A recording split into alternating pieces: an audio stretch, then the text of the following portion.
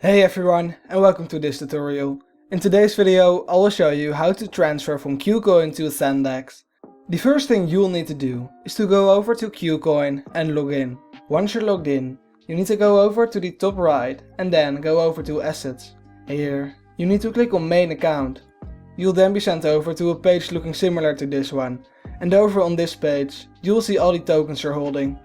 At the moment I don't have any holdings on KuCoin, but what you need to do then is to go over to the coin you would like to transfer and click on Withdrawal. You'll then be sent over to the withdrawal page, and as you can see, the first thing you need to fill in here is the address you want to transfer to. So to find this address, you need to go over to AscendEX and then go over to Wallet and then Cash Account.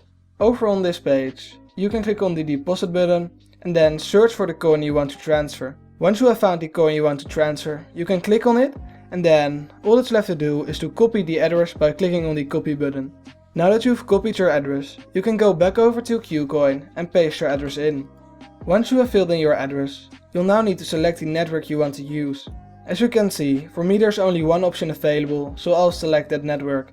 But if you need to choose between networks, I recommend you Google something like which network should I use to withdrawal and then the name of your cryptocurrency. So once you have filled in the wallet address and the network, all that's left to do is to fill in the amount of coins you would like to transfer. So let's say that's 50.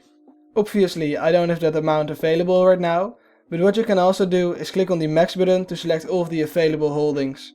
And once you've done that, you can go ahead and click on confirm.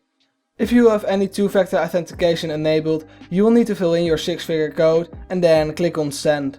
If you found this video helpful, let me know by leaving a like or subscribing to my channel for more tutorials about cryptocurrencies.